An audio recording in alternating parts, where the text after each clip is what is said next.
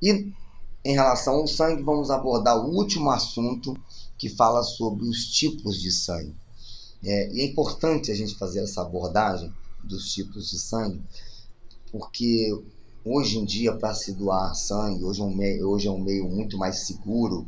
Hoje a doação de sangue é um método seguro, porque hoje existe um preparo, existe uma série de fatores que determinam se o indivíduo pode doar ou não, o indivíduo tem que estar saudável, uma série de requisitos. Então, hoje se faz com muita segurança o processo de recepção desse sangue do doador e de transfusão desse sangue. Mas nós não podemos deixar de saber quais são os tipos de sangue, da onde que veio essa origem da tipagem sanguínea. Chamamos de sistema ABO, que é uma nomenclatura universal utilizada para tipificar o tipo de sangue que cada indivíduo.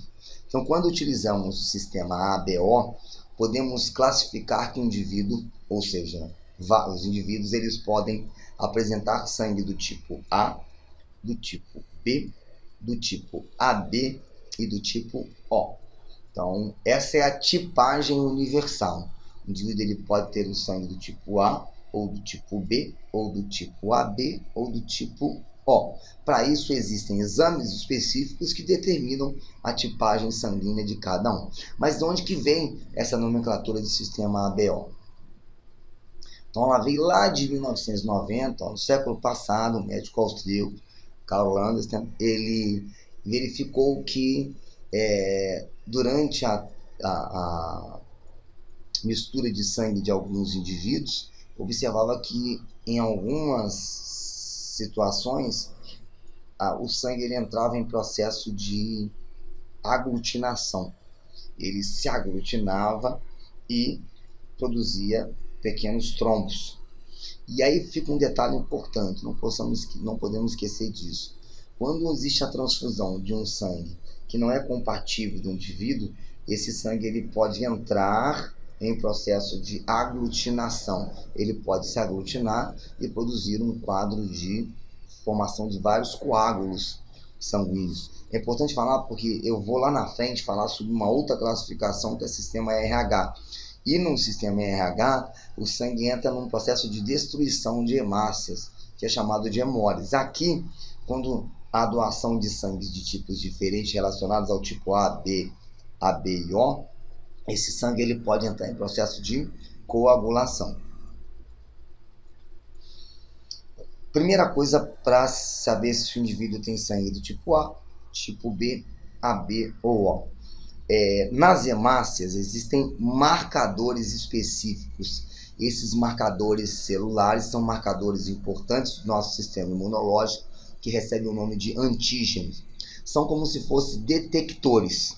Eles detectam as células, ou seja, detectam a presença de células ao seu redor. Então, esses marcadores são chamados de antígeno. E esses marcadores são chamados de aglutinogênio, tá? Então são encontradas nas hemácias. Então é mais ou menos assim. O indivíduo tem sangue do tipo A, ele tem um aglutinogênio do tipo A. O do tipo B tem aglutinogênio do tipo B.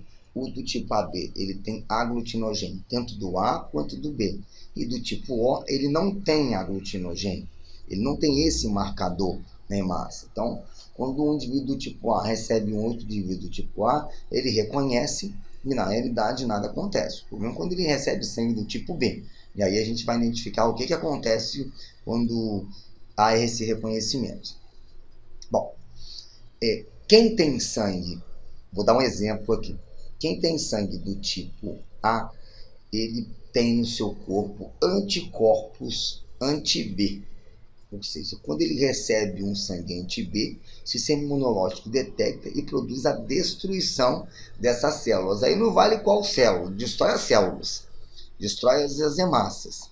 Então, e a célula, ela se aglutina, a morte dela produz aglutinação, a formação de coágulo, que, como eu disse, essas aglutininas são anticorpos, são sinalizadores da presença de substâncias estranhas ao organismo que ativam o nosso sistema imunológico. Então, nosso corpo ele tem essas aglutininas que são responsáveis por identificar a presença de células estranhas dentro do nosso organismo. O sistema ABO, isso funciona de uma forma importante. Então aí, foi como eu falei, a pessoa que tem o sangue do tipo A, ela possui aglutinógeno do tipo A e aglutinina anti-B. A do tipo B, aglutinogênio do tipo B e aglutinina do tipo anti-A. Do tipo AB, ele tem aglutinina tanto do A quanto do B e não tem aglutinina. Já o sangue do tipo O, ele não tem esses aglutinogênios, não tem esses marcadores, mas tem no seu corpo anticorpos do tipo A e anticorpos do tipo B.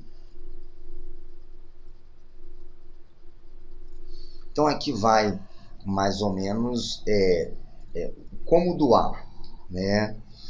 Eu deixo bem claro, vamos olhar primeiro só a primeira fileira para a gente entender que quem tem sangue do tipo O, ele é considerado doador universal. Eu estou falando da primeira fileira de cima para baixo. Quando nós observamos o O ele pode doar para o A, ele pode doar para o B e ele pode doar para o AB, porque ele não é reconhecido por essas células. Ele não consegue ser reconhecido. Por isso que ele, na realidade, é considerado doador universal. Mas se a gente for acompanhar a coluna do O à direita, a gente observa que o O não pode receber nem do A, nem do B, nem do AB. Ele não pode receber. Se ele receber, ele tem anticorpos que vão detectar e vão destruir. Já o tipo A, ele pode receber o sangue do tipo O, assim como ele também pode receber o sangue do tipo A, de maneira nenhuma, nem do B, nem do AB. O tipo B, ele pode receber do O, não pode receber do A, pode receber do B e, em hipótese nenhuma, também do AB. E o AB? O AB, ele pode receber sangue tanto do O, do A, do B e do AB. Por isso que o AB, ele é considerado um receptor universal. Ele pode receber sangue de todos os outros. E o O funciona como doador universal. Graças a Deus isso acontece, né? Ainda bem que nós temos um doador universal e Deus perfeito nessa condição, porque a gente tem sangues mais raros, como A negativo, ele pode receber do O. Então aí fica mais ou menos uma forma bem simples a explicação dos tipos sanguíneos que nós podemos ter dentro do organismo. E para complementar, um pouco mais à frente, ou seja, lá 40 anos depois, o mesmo cientista, o Lannister, associado a um outro, que é o Weiner, ele observou a presença de um outro anticorpo. E essa avaliação foi feita em alguns macacos, chamados macacos do gênero Rhesus. Por isso que vem RH. RH vem do gênero Rhesus, que é o tipo do macaco que sofreu esse tipo de experimento. Ele observou que alguns tinham esse anticorpos e outros não tinham esse anticorpos. Então isso foi um fato importante, principalmente para o sistema de doação. Então hoje nós podemos observar que quem tem a presença desse anticorpo, ele é classificado como RH positivo. E já quem não tem, ele é classificado como RH negativo. Isso de uma forma bem geral, né, meus amigos? De uma forma bem geral. Então, nós temos indivíduos com RH positivo e temos indivíduos com RH negativo. Quem é RH positivo tem esse anticorpo. Então, se um indivíduo que é RH negativo, ele recebe uma transfusão do indivíduo RH positivo, da primeira transfusão nada acontece, porque o nosso sistema imunológico só vai reconhecer aquela estrutura que é indiferenciada ao corpo.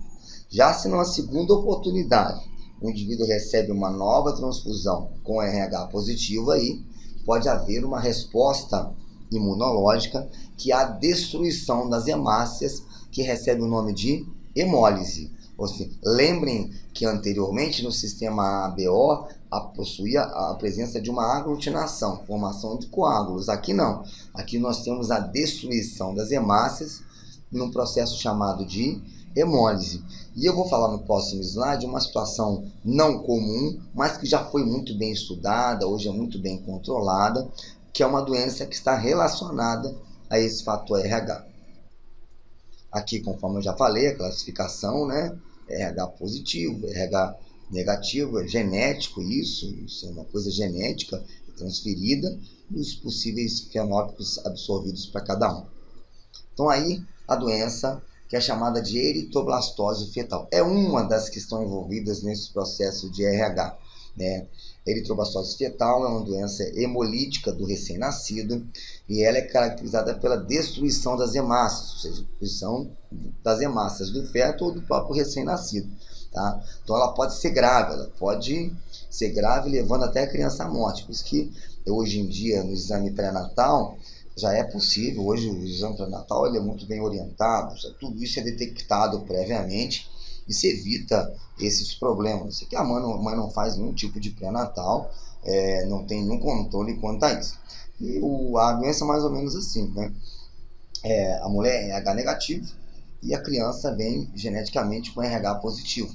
Na primeira gestação nada acontece, porque a mãe só vai reconhecer, ou seja, o sistema imunológico da mãe só vai reconhecer a presença desse RH positivo. Já na segunda gestação, se a criança também vem com RH positivo, aí a mulher ela vai produzir uma reação imunológica contra aquelas células anormais e aí produz uma série de complicações, conforme já coloquei, que podem levar à morte da criança. Então, as pessoas têm, principalmente as mães durante o período gestacional, têm que ter esse cuidado, mas isso hoje, na avaliação pré-natal, já é muito bem difundido, isso pouco acontece, a não ser, lógico, a gente sabe, se não se faz nada desse tipo de exame, se não tem um pré-natal adequado, essa doença ela pode aparecer.